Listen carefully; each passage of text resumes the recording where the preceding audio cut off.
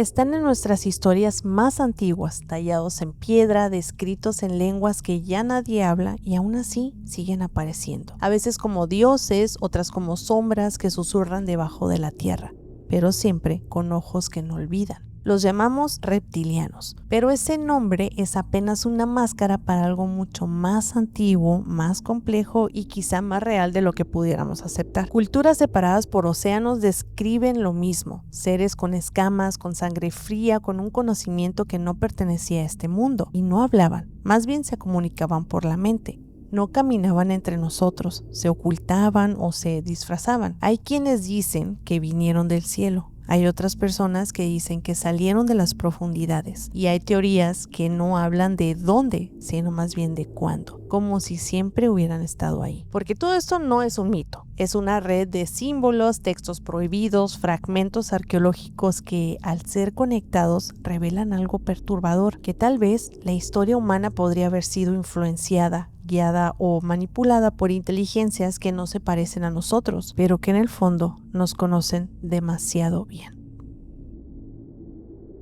El 7 de mayo del 2011, al norte de Austria, Gregor, un espeleólogo experimentado, quien años atrás exploró sistemas subterráneos en toda Europa, incluyendo zonas como República Checa y Polonia, con una naturalidad casi innata, pero ese día todavía lo hace tener pesadillas. En aquella ocasión bajó más de 50 metros bajo tierra, en unas antiguas minas de sal donde ya había trabajado antes. Buscaba recoger muestras de una roca para un análisis geológico, nada fuera de lo normal. Pero mientras inspeccionaba una ruta lateral, escuchó voces. Eran extrañas, como susurros en una lengua que no podía identificar. Se detuvo, apagó su linterna y por un momento el silencio volvió. Pensó que podría ser el eco de su propia respiración, o tal vez algún animal, pero algo en su instinto le decía que no estaba solo.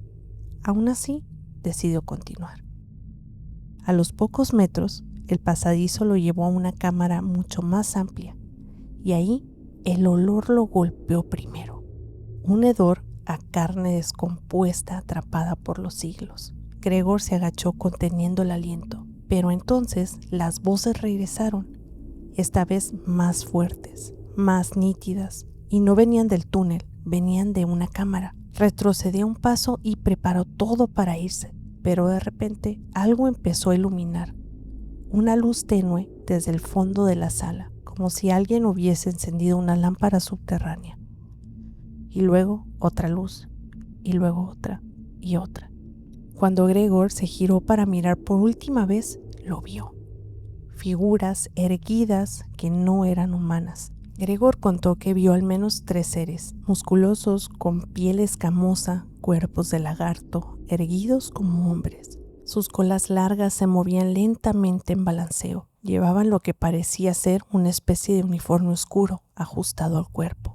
Y hablaban, pero únicamente entre ellos. No eran gruñidos de animales. Era un idioma fluido, con cadencia, parecido al humano, pero sin palabras reconocibles. Gregor se quedó petrificado, sin atreverse ni siquiera a respirar. Pero para su fortuna, ellos no parecieron verlo. Las criaturas hablaban y miraban hacia una pared rocosa, como si estuvieran evaluando algo o si estuvieran esperando. Gregor no quiso esperar más. Sin hacer ruido, retrocedió paso a paso hasta el túnel. Luego corrió, como nunca antes había corrido en su vida. Subió los 50 metros de retorno con las piernas temblorosas, con una sensación de que algo lo estaba mirando desde el fondo. Hasta hoy, Gregor no ha querido revelar su apellido. Solamente contó su historia en un foro cerrado de espeleólogos europeos. Algunos lo tacharon de delirante. Otros dijeron que relatos similares han ocurrido por años entre mineros y exploradores. Sea lo que sea, Gregor nunca volvió a entrar a una cueva sin un guía. Pero antes de meternos en todo esto, primero veamos por qué son tan populares los reptilianos. ¿Te imaginas que un día te levantas y todo lo que sabías sobre este mundo se cae? Y no estoy hablando de una catástrofe, sino más bien de pronto tienes una visión reveladora.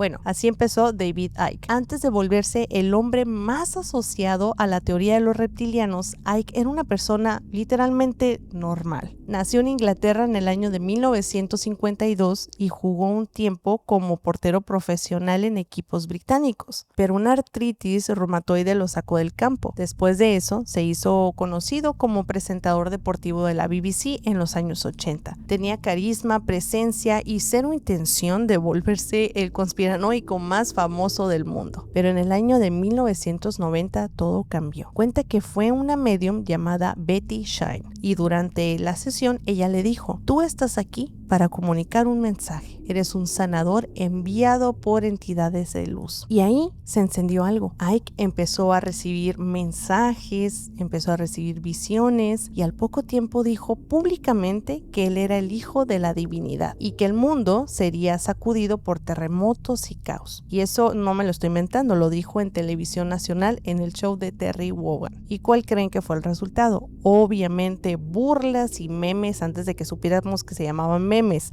Lo tacharon de loco, de desquiciado, pero lejos de apagarse toda esa burla, ahí es cuando realmente empezó todo. Icke se retiró de la vida pública normal y empezó a escribir. Allá por el año de 1991 y 1995 publicó varios libros como La Rebelión Robot, donde ya mezclaba cosas muy raras de control mental, manipulación energética, una élite global que supuestamente dirige al mundo desde las sombras. Y es en este punto cuando empieza a hablar de ellos, los reptilianos. Según Icke, son seres interdimensionales, fríos, inteligentes, que pueden cambiar de forma y que han estado manipulando genéticamente a la humanidad desde hace miles y miles de años. No vienen precisamente del espacio exterior, sino de otra dimensión. Él los llama los arcontes y también los conecta con los Anunnaki de Sumeria. Se dice que hace milenios estos seres alteraron el ADN humano para crear una casta de híbridos, parte humanos y parte reptil. Estos híbridos serían las familias reales, banqueros, presidentes, líderes de corporaciones, los que controlan el sistema desde arriba, mientras nosotros solamente somos las marionetas. ¿Y cómo se alimentan? No es de carne, sino más bien de emociones humanas,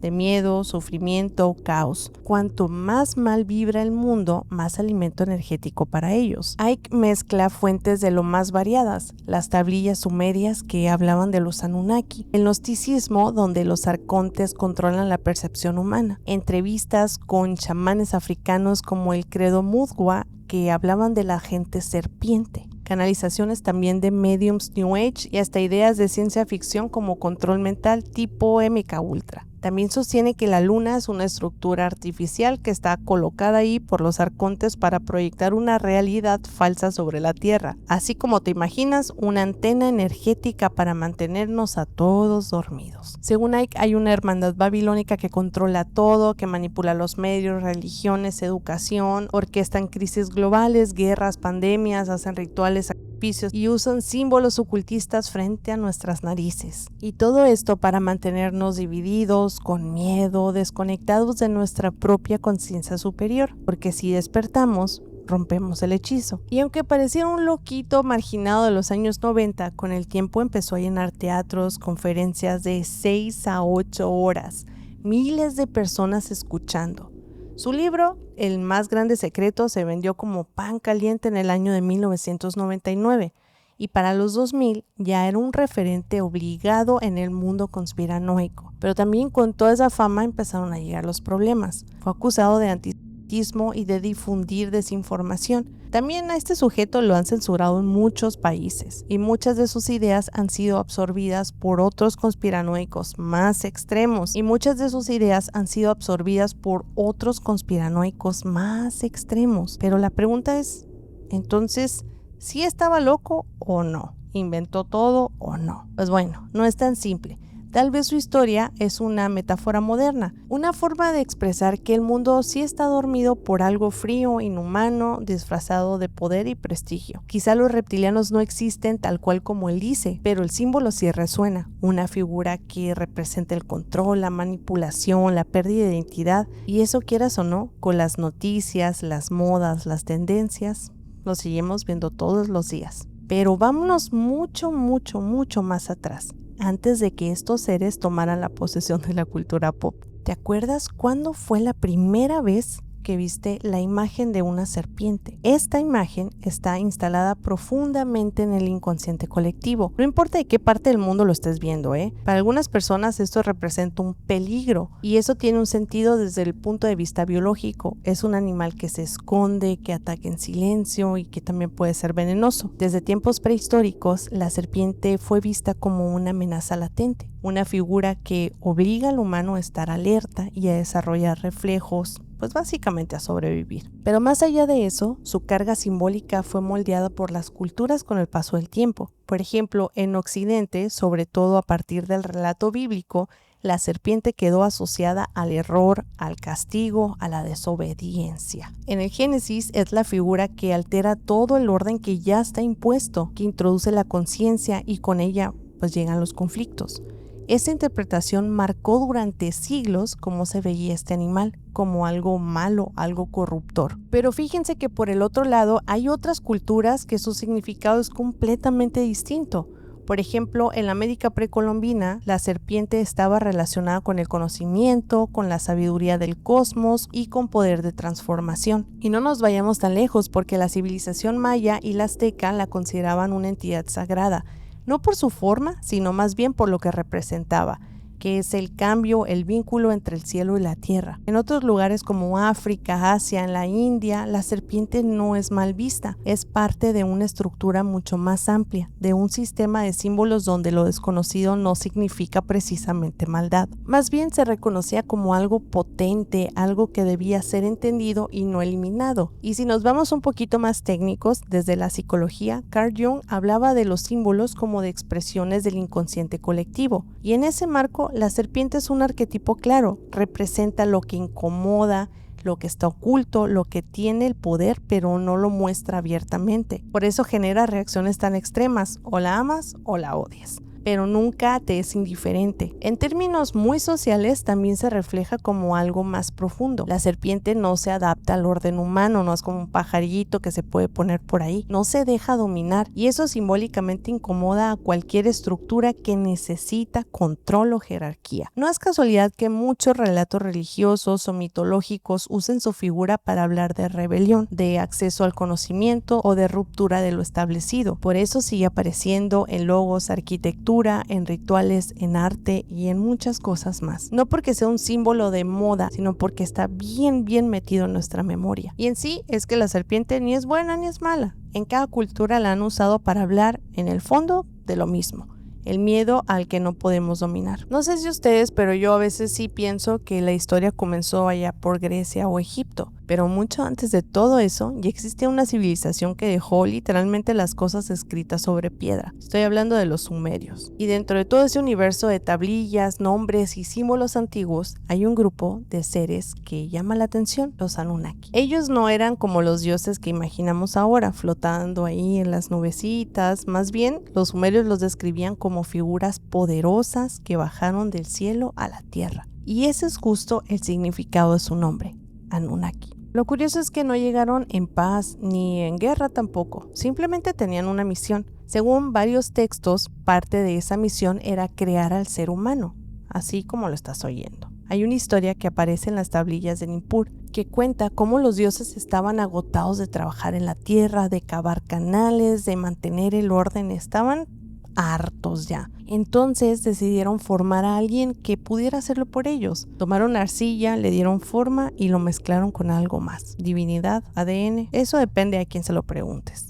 Y es justo aquí donde entra otra parte que muchos investigadores alternativos han retomado, especialmente alguien como Zecharia Sitchin, que decía que estos Anunnaki no eran dioses, sino más bien visitantes de otro mundo, seres avanzados que manipularon genéticamente a los primeros humanos. ¿Pero para qué? ¿Para obtener mano de obra extra o tal vez incluso oro? ¿Que suena extraño? Sí, la verdad sí suena muy extraño. Pero lo curioso es que en esas mismas tablillas antiguas ya se hablaba de minería, de excavaciones, de labores bajo órdenes divinas. Todo eso mucho antes de que existiera la palabra ingeniería genética. Y aunque los arqueólogos tradicionales ven a los Anunnaki como parte de una mitología antigua, hay quienes creen que esos relatos pueden esconder algo algo más, algo que no solo explicaría nuestro origen, sino también que ciertas figuras del poder desde la antigüedad hasta el día de hoy parecen estar vinculadas a ideas de control, de linaje, de conocimiento reservado. Y entonces, a ver, por un lado tenemos a los Anunnaki, seres que bajaron del cielo, crearon el hombre y lo dejaron ahí medio perdido, medio controlado. Y por otro lado, en una región completamente distinta del planeta, aparecen los Nagas. ¿Y sabes qué es lo curioso de todo esto? Que aunque están separados por miles de kilómetros, culturas completamente diferentes, las coincidencias son demasiadas. Los Nagas también eran vistos como seres antiguos con conocimiento superior, pero a diferencia de los Anunnakis, ellos vivían bajo la tierra. Su hogar era el Pátala, un reino subterráneo lleno de ríos brillantes, ciudades de oro y tecnología que no se parece a nada de lo que tenemos el día de hoy. ¿Y cuál era su función? Básicamente era proteger el conocimiento, guardar secretos y evitar que los humanos lo arruináramos todo. Hay historias budistas y textos hindúes que dicen que los Nagas custodiaban enseñanzas sagradas, incluso libros escondidos en lagos o túneles esperando que alguien digno los encuentre. Pero lo más loco de todo esto es que los dos, tanto los Anunnaki como los Nagas, comparten una cosa clave: la mezcla entre lo divino y lo físico. Ambos bajaron o surgieron desde otro lugar, sea el cielo o el suelo. Están asociados con cambios genéticos, conocimiento oculto y una civilización perdida. Y ambos también tienen descripciones que en muchos casos los hacen parecer seres reptilianos o anfibios. Entonces, estamos viendo dos versiones del mismo relato. Dos culturas que vinieron a lo mismo y lo contaron con diferentes nombres. Pero es que toda esta historia tiene un tercer personaje que no viene del cielo ni del subsuelo. Este viene del agua. Y en capítulos pasados ya hablamos de él. Su nombre es Oannes y la historia viene desde Babilonia, de un sacerdote llamado Beroso, que vivió en el siglo III a.C. Beroso recogió textos antiguos y escribió sobre un ser muy particular que apareció un día en las costas del Golfo Pérsico. Según su relato, Oannes era una criatura anfibia, cuerpo de hombre, pero estaba cubierto por completo de escamas y un manto de pez que lo envolvía de pies a cabeza. Sus ojos eran como una criatura marina, su voz era como la de un sabio. Pero lo que hace que esta historia destaque no es su apariencia, sino más bien lo que vino a hacer. Oannes no vino a dominar a nadie para empezar, ni a pedir nada, ni culto, ni nada. Él vino a enseñar. Lo curioso es que salía del agua durante el día, caminaba entre todo mundo, entre los hombres, les enseñaba escritura, matemáticas, agricultura, astronomía y arquitectura. Literalmente fundó la civilización mesopotámica. Y cuando caía la noche, volvía al mar, no se quedaba ahí. Y esto, según estos textos, no pasó una vez, sino varias.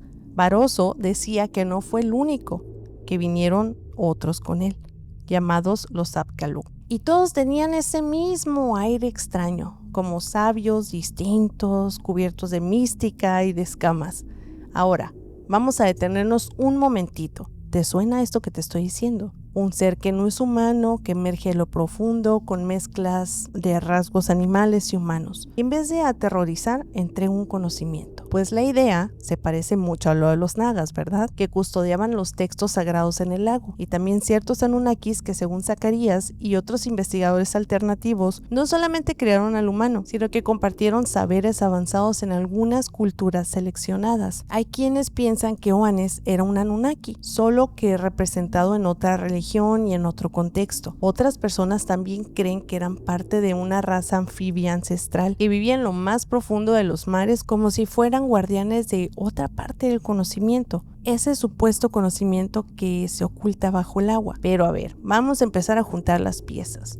Tenemos seres que bajan del cielo, otros que emergen del interior de la tierra, uno que sale del mar con información que no debería tener nadie para esa época. Entonces, ¿qué eran? ¿Extraterrestres, guardianes, manipuladores o aliados? O tal vez solamente eran fragmentos de una historia antigua, una historia que con el tiempo se fue dividiendo, pero que en el fondo siempre se ha hablado de lo mismo, que no estamos solos y que nunca lo estuvimos. Un gran ejemplo de esto son los seres primigenios de la Biblia. Y sí, estoy hablando de Adán y Eva, los primeros seres que habitaron el jardín del Edén, pero con una instrucción muy precisa: no tomar el fruto prohibido. que se encontraba en el árbol del conocimiento. Y es ahí cuando aparece una figura mítica y también muy polémica para otros cuantos, la serpiente. Según el relato bíblico, seduce con sus palabras a Eva para que tome el fruto. Y es que en algunos textos antiguos, como ciertos escritos gnósticos, se dice que la serpiente no era el enemigo, sino más bien era el verdadero liberador, un ser que vino a dar conocimiento a la humanidad, mientras que la figura divina del Génesis representaba a una fuerza que quería mantenerlos a todos en la ignorancia. Y aquí es donde empieza el cruce con las teorías reptilianas, porque en varias culturas los seres serpientes no son vistos como animales, más bien son vistos como guardianes del conocimiento, manipuladores genéticos o vigilantes. Y si la serpiente del Génesis nada más fue parte de ese mismo patrón, una figura reptiliana inteligente que no vino a tentar, sino más bien a entregar un conocimiento. Algunos investigadores alternativos van muy lejos y proponen que este relato es una metáfora antigua de manipulación genética. El Edén entonces sería un entorno controlado, una especie de laboratorio o sistema cerrado donde los humanos eran mantenidos en un estado de inocencia. La serpiente pasaría a representar un tercero, un intruso o un saboteador, que introduce como esa chispa de conciencia, y el pecado original no sería más que una desobediencia moral, sino más bien sería como un cambio irreversible en la biología o en la percepción del ser humano. Hay quienes incluso han comparado la figura del árbol con un ADN simbólico, la doble hélice como ese árbol de la vida y del conocimiento, y el fruto de la mutación. Otra cosa muy curiosa del Génesis es la palabra Dios. Al principio es Elohim, que en hebreo está en plural, entonces más bien creo que sería los Elohim crearon al hombre a su imagen y semejanza. ¿Quiénes eran los Elohim? ¿Una sola entidad o un grupo? Esta idea conecta con la teoría de la raza avanzada, que posiblemente puede ser reptiliana. Habría supuestamente modificado al ser humano primitivo, dándole conciencia, lenguaje y una estructura social a cambio de obediencia. Tal vez la Biblia no estaba contando una historia literal, tal vez estaba escondiendo algo por ahí. La figura de la serpiente no es del todo mala ni del todo buena tampoco. Sí es muy compleja, honestamente, porque emana mucho conocimiento y sobre todo no desaparece. Aparece una y otra vez en partes de la Biblia, en otros textos sagrados, en mitologías a lo largo del mundo. Pero si nos adentramos más en estos textos sagrados, específicamente en la Biblia, podemos encontrar referencias de otros seres bastante interesantes, los serafines. Seguramente has escuchado cómo esos seres buenos, elevados, radiantes, pero si te detienes a ver cómo los describe la Biblia original, la cosa cambia y mucho.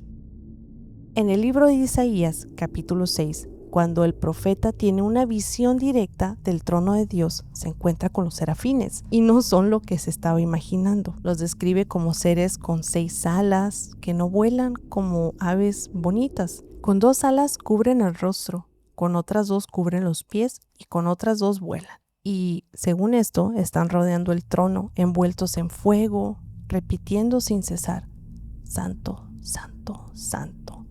Pero, ¿sabes qué significa serafín en hebreo?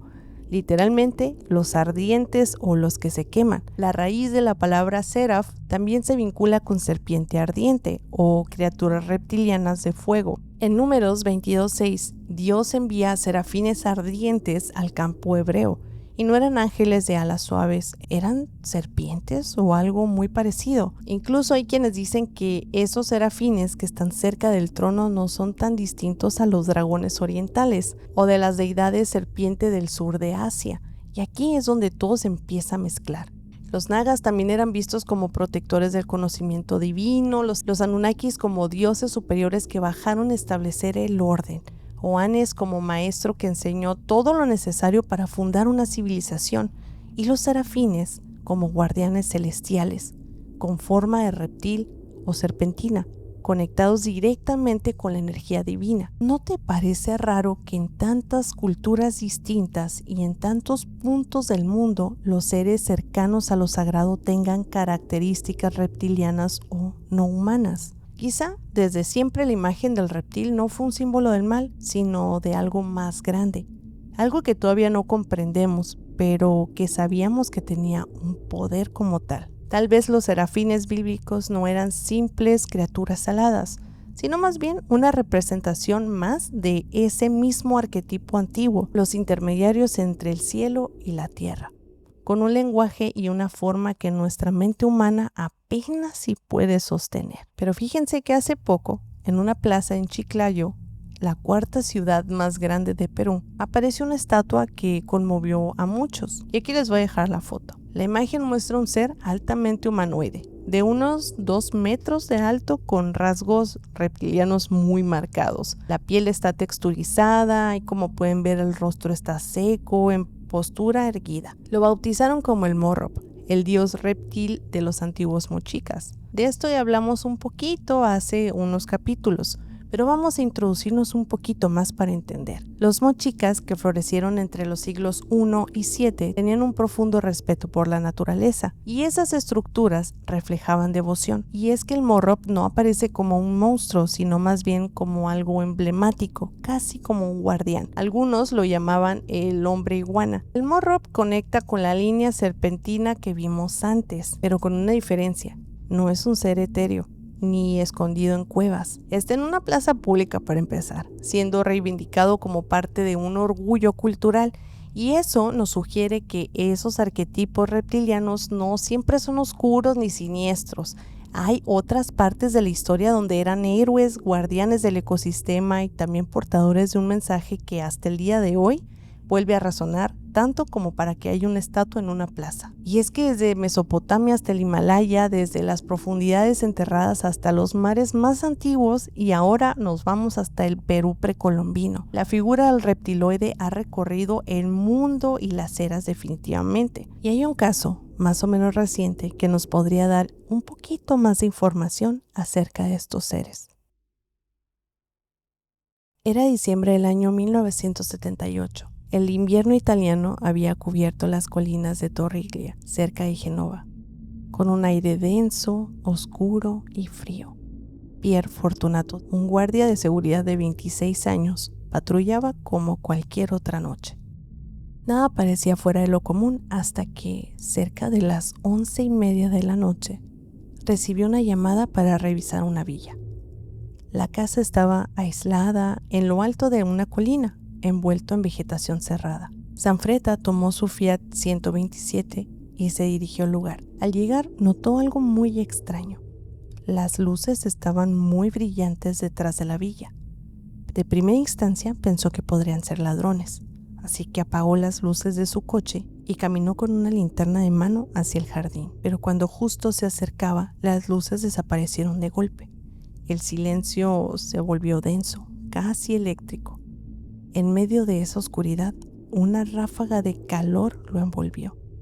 Y entonces fue cuando lo vio. Frente a él se alzaba una criatura de casi 3 metros, con piel verde, escamosa, ojos amarillos que parecían iluminarse solos, y una especie de traje metálico brillante. Tenía espinas en la cabeza, como si fuera una corona biológica. Sanfretta se paralizó y una luz cegadora lo envolvió. Lo siguiente es que supo que estaba tirado en el suelo, solo, con la linterna al lado.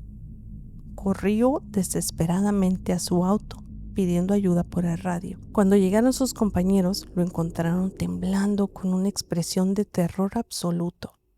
El motor del coche seguía encendido, y lo más extraño es que estaba caliente, muy caliente, a pesar del frío nocturno. No había señales de ladrones ni tampoco de las luces, pero algo sí había pasado, era muy evidente. Los seres que Sanfretta describió más tarde eran conocidos como los Dargus. Sus movimientos eran sorprendentemente ágiles para su tamaño. No eran lentos ni tampoco eran torpes, tal vez como uno esperaría para algo tan grande. Más bien eran rápidos, precisos y casi silenciosos. Por evidentes razones, el caso no tardó en hacerse público. Sanfretta se convirtió en una noticia. Muchos obviamente dudaban, pero había algo que nadie podía ignorar: su miedo. El estado en el que lo encontraron no era actuado, así que los ufólogos empezaron a investigar. El doctor Mauro Moretti, experto en hipnosis regresiva, lo sometió a varias sesiones y bajo la hipnosis, Zanfretta reveló que había sido abducido por los Dargos y llevado hasta su nave. Ahí vio a otros seres, fue sometido a exámenes médicos y se le colocó una especie de casco que le permitía entender su idioma, pero no le causaron dolor. Los Dargos le dijeron que venían del planeta Tetonia, ubicado en la tercera galaxia, en la constelación de Orión. También habló de una esfera, un cristal que tenía una pirámide dorada con luces y símbolos extraños. Según él, la esfera mostraba cómo vivían los Dargos. Incluso también llegó a mencionar que en una ocasión esa esfera liberó una descarga tan potente que cortó por la mitad a un animal salvaje, que había cosas que no podía contar, como si algo o alguien le estuvieran bloqueando ese recuerdo en la cabeza. En otra sesión bajo hipnosis, mencionó a un ser llamado Almok, un príncipe Dargo, que le explicó que su planeta estaba condenado y que buscaban un nuevo hogar, aquí, en la Tierra, que ya habían comenzado la construcción de su propia ciudad. Las pruebas físicas también estaban ahí, huellas enormes en la nieve, extrañas marcas térmicas, las luces en el cielo que algunos vecinos vieron, pero sobre todo el estado emocional de Zanfretta, completamente fuera de sí después de cada encuentro. A pesar de todos los escépticos, el caso sigue siendo uno de los más sólidos y más extraños en la historia ufológica. Una historia de encuentros, de mensajes que no todos quisieron escuchar, y de un hombre que, quizá sin quererlo, se convirtió en un testigo de algo que no debería estar ahí. Y lo más inquietante es que, según él, volverán. Mucho antes de que David Icke llenara teatros hablando de reptilianos, ya había alguien que hablaba de ellos. Pero no desde Londres ni desde Internet, sino desde África. Y desde los relatos que se pasaban de abuelas a nietos mucho antes de que existiera la palabra YouTube. Su nombre era Credo Mutwa, un sanador zulu, chamán historiador oral y uno de los últimos sangomas tradicionales, un guardián del conocimiento ancestral africano. Mutwa hablaba de los Chitauri, una raza de seres reptilianos altos, fríos, con piel escamosa y ojos dorados, pero no como una leyenda vaga por ahí, sino con detalles, con estructura, con nombres, con relatos que llevaban siglos entre los suyos. Según la cosmovisión de varias tribus africanas, los Chitauri llegaron del cielo en una época que hoy llamaríamos prehistórica. Se presentaron primero como dioses, pero su intención no era ayudar, era controlar. Estos seres enseñaron tecnología, impulsaron sistemas jerárquicos y, lo más importante, dividieron a la humanidad. Básicamente llegaron a decir: ustedes deben tener reyes, gobernantes, linajes de sangre y obediencia. A cambio, ofrecieron poder, cosechas y armas. Los Chitauri no eran simplemente malos, también eran muy manipuladores. No desvivían, pero sí dominaban. Mutwa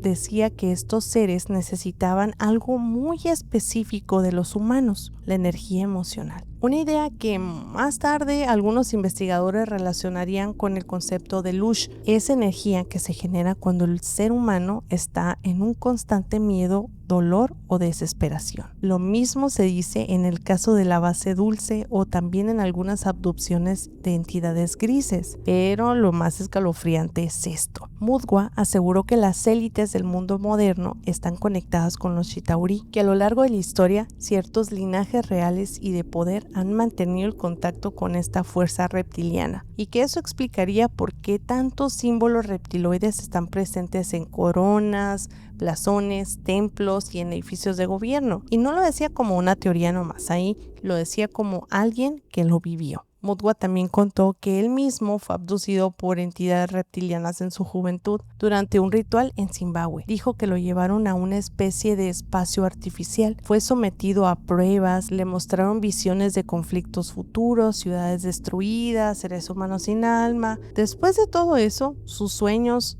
su cuerpo e incluso su forma de ver la realidad cambió. Él decía que muchos chamanes experimentaban esto, pero que eran obligados como a guardar silencio por miedo, vergüenza o también por malinterpretación. Pero el caso de Mutwa es muy interesante porque él no. él habló. De hecho, fue uno de los primeros en darle legitimidad ancestral a lo que David Icke estaba diciendo en Europa. Lo recibió, lo guió, le compartió conocimientos que Icke después integró a su discurso sobre linajes reptilianos. Pero mientras Icke se volvía famoso, Mutwa fue ridiculizado, perseguido y rechazado incluso por su propio pueblo. Porque decir que los dioses no son dioses, sino seres fríos que nos controlan desde hace miles de años, pues simplemente no le cayó bien a nadie. Finalmente, Mutwa falleció en el 2020, pero dejó una advertencia grabada en entrevistas y libros.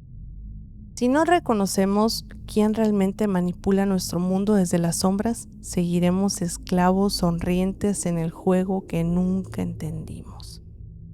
Pero hay personas que no solamente creen en teorías, las investigan, las viven y a veces hasta desaparecen con más preguntas que respuestas. Uno de ellos es John Rhodes, y tal vez no lo has escuchado tanto como a David Icke o Phil Schneider, pero su aporte al misterio reptiliano va por otro camino muy diferente, uno que es menos mediático pero mucho más subterráneo. Rhodes fue de los primeros en proponer abiertamente una idea que sonaba como ciencia ficción, pero empezó a tomar forma con testimonios de soldados, arqueólogos e incluso nativoamericanos. Y es que los reptilianos no vienen de otro planeta. Más bien, él decía que siempre han estado aquí, bajo nuestros pies. Estos seres estuvieran habitando en sistemas de túneles subterráneos que recorren todo el planeta como una especie de red. Algunos de estos túneles serían naturales, otros serían artificiales y muchos de ellos pasarían justo debajo de zonas restringidas como bases militares, zonas sísmicas, volcanes apagados e incluso reservas indígenas. Pero Rhodes en su teoría no hablaba de dioses antiguos ni de reyes draconianos del espacio exterior, hablaba más bien de una especie inteligente, terrestre, que ha evolucionado paralelamente a la humanidad, pero desde el inframundo, una especie reptil adaptada al ambiente subterráneo que en algún punto, por razones que todavía tal vez no entendemos del todo, comenzó a observarnos, incluso a interactuar con algunos gobiernos. Tal vez ya lo habías escuchado por ahí, porque muchos de los relatos más fuertes son sobre la base de Dulce, sobre los túneles del Monte Shasta e incluso de las ciudades perdidas debajo del desierto de Nevada. Y todo esto parece encajar con una misma línea.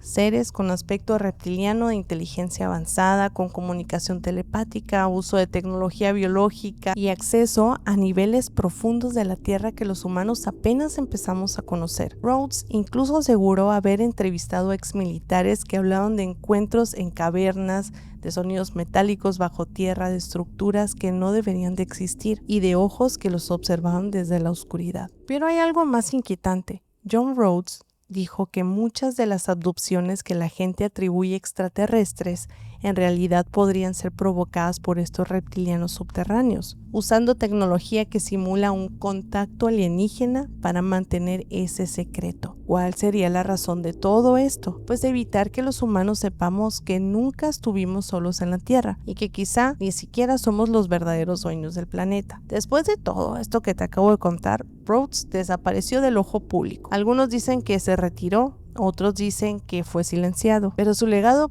ahí está, documentos, charlas y una advertencia simple pero muy escalofriante. Si quieres saber quién gobierna realmente, deja de mirar el cielo y empieza a cavar.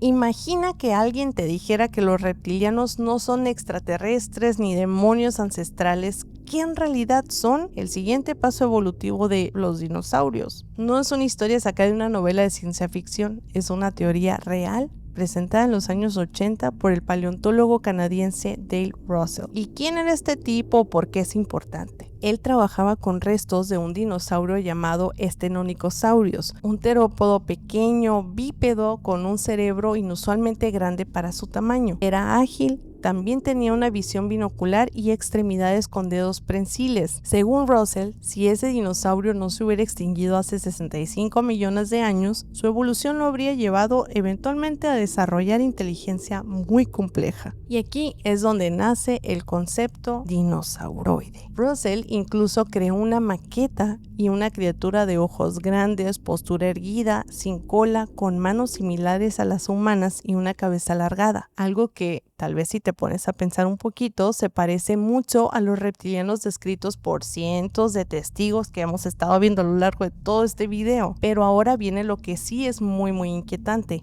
John Rhodes ya conocía esta teoría.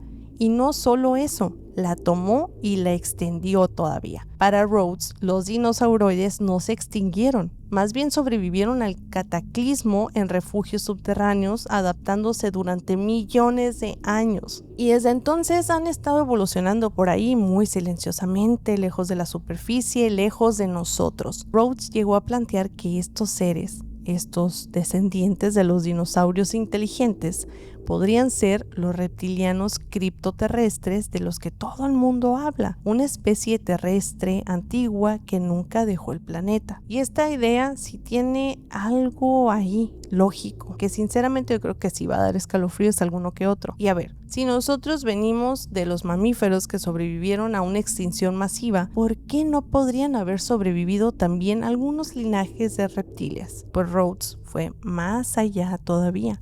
Dijo que esos relatos de seres escamosos, sabios o guerreros que aparecen en los textos antiguos, como los nagas de la India, los serafines bíblicos o los anunnakis con aspecto de reptil, podrían ser ecos culturales de encuentros reales con esta especie subterránea. Es decir, que la humanidad podría haber tenido contacto con estos seres desde hace milenios. Pero con el tiempo, esas interacciones se fueron transformando en un mito, en una religión o también en una leyenda. Y si nos ponemos a pensar, ¿qué hacen hoy en día estos dinosauroides evolucionados? Pues según Rhodes, han aprendido a manipular, a observar y en ciertos momentos a intervenir también. Tal vez sea por interés científico, tal vez sea por protección territorial o quizá para preservar su anonimato. También argumentaba que algunos encuentros con ovnis y seres supuestamente alienígenas podrían haber sido malinterpretados, que lo que se ve en el cielo no siempre viene del espacio, también puede venir de la Tierra misma, de túneles, de bases, de ciudades ocultas bajo nuestros pies. Y aquí es donde todo se empieza a conectar. La teoría del dinosauroide como base evolutiva real. Y es que es una teoría que, aunque muchos se encargan de ridiculizar, no contradice a la ciencia. Al contrario, se basa en ella. Lo único que hace es mirar a la dirección que no estamos acostumbrados a mirar, hacia abajo. Y así, Rhodes nos deja una pregunta muy simple pero muy perturbadora. ¿Y si los verdaderos alienígenas no vienen del cielo, sino del pasado? En el norte de Nuevo México, en una zona tranquila junto a la frontera de Colorado, hay un pequeño pueblo llamado Dulce. A simple vista no tiene nada fuera de lo normal, pero si preguntas a las personas correctas, te van a decir otra cosa. Te van a decir que debajo de ese suelo silencioso hay algo que no fue hecho para que nosotros lo supiéramos. Todo comenzó a hacerse más visible allá por los años 70, cuando un físico llamado Paul Bennewitz dijo haber captado señales de origen no humano. Nadie le creyó al principio, pero luego llegó otro hombre, uno que hasta el día de hoy provoca escalofríos, Phil Schneider. Phil era geólogo e ingeniero estructural. Trabajó para el gobierno de los Estados Unidos en proyectos de construcción profunda y, según él, uno de esos trabajos lo llevó directamente al corazón del misterio. Una base subterránea tan grande como peligrosa. No una teoría ni nada descabellado. Un lugar real. En 1979, su equipo perforaba el terreno en una zona remota de Dulce. Todo parecía normal, hasta que detectaron una cavidad, una caverna que no aparecía en ningún plano. Al abrirla no encontraron gas, ni agua o estructuras antiguas. Encontraron deidades reptilianas. Lo contaba con la voz quebrada. Uno de ellos me disparó con algo que no puedo describir. Perdí mis dedos, sufrí quemaduras y vi morir a hombres que bajaron conmigo. Según él, lo que ocurrió fue una emboscada. Una batalla subterránea entre militares estadounidenses y seres no humanos. Después de eso, todo se silenció. Los fallecidos fueron declarados desaparecidos y los sobrevivientes obligados a callar. Pero Phil no quiso quedarse con eso. En los años 90 comenzó a dar conferencias públicas, a mostrar sus heridas, papeles y planos. Hablaba de una red de 129 bases conectadas por trenes magnéticos de alta velocidad. Decía que algunas estaban en colaboración con grises y reptilianos, que se estaban haciendo experimentos con humanos, como control mental, modificación genética, hibridación y algo aún más perturbador, drenaje de energía a través del sufrimiento humano. Phil fue más específico que cualquiera. Decía que en niveles más profundos de la base había zonas como The Nightmare Hall, donde almacenaban experimentos fallidos, híbridos con múltiples extremidades, humanos con rostros reptilianos, clones defectuosos. Y en el nivel más profundo, el nivel 7, había humanos en cápsulas, en jaulas, almacenados. La idea de que el miedo y el dolor humano puedan ser utilizados como combustible suena muy absurda, ¿no? Hasta que escuchas a alguien que ya estuvo ahí y que no se está riendo. Phil advirtió una y otra vez: si algo me pasa, no fue desvivimiento. Ellos van a venir por mí. El 17 de enero de 1996, Phil Schneider fue encontrado muerto. El informe decía autodesvivimiento, pero había un tubo quirúrgico apretando alrededor de su cuello, sin signos de lucha, sin lógica física. Muchos de sus documentos desaparecieron y algunas de sus grabaciones también. Su esposa dijo que había recibido amenazas y, como suele pasar en este tipo de historias, el caso se cerró, o tal vez lo cerraron. Y aún así, las anomalías alrededor de Dulce todavía siguen ahí. Luces extrañas, sonidos bajo la tierra, desapariciones, actividad inexplicable. Incluso los indígenas Jicarilla hablan de seres que caminan bajo la montaña, desde mucho antes de que todo esto se hiciera público. Lo cierto es que Phil no buscaba fama, no tenía un canal ni libros tampoco, solamente quería que alguien más lo supiera, que si un día desaparecía no fuera en vano. Y aún así, con su mano incompleta, su voz temerosa y sus advertencias grabadas, Phil Schneider se convirtió en una de esas piezas incómodas que nadie quiere mirar directamente. Y quizá aún todavía no hemos cavado lo suficiente. Hay cosas que, si te cuentan en la calle, yo creo que te vas a reír, pero si las ves con tus propios ojos, ya no te hace gracia. Eso fue exactamente lo que le pasó a un hombre cualquiera, ni un contactado, ni un fanático, ni un ufólogo, nadie. Una persona normal como tú y como yo, que una mañana se presentó en un tribunal para resolver una simple infracción de tránsito. Mientras esperaba su turno, sentado en el fondo de la sala, observó a un juez que empezó a hablar con un acusado, nada fuera de lo común. Por unos 10 segundos, según su testimonio, el rostro del juez dejó de ser humano. La piel se tensó, los ojos se volvieron rasgados y el tono cambió a algo verdoso.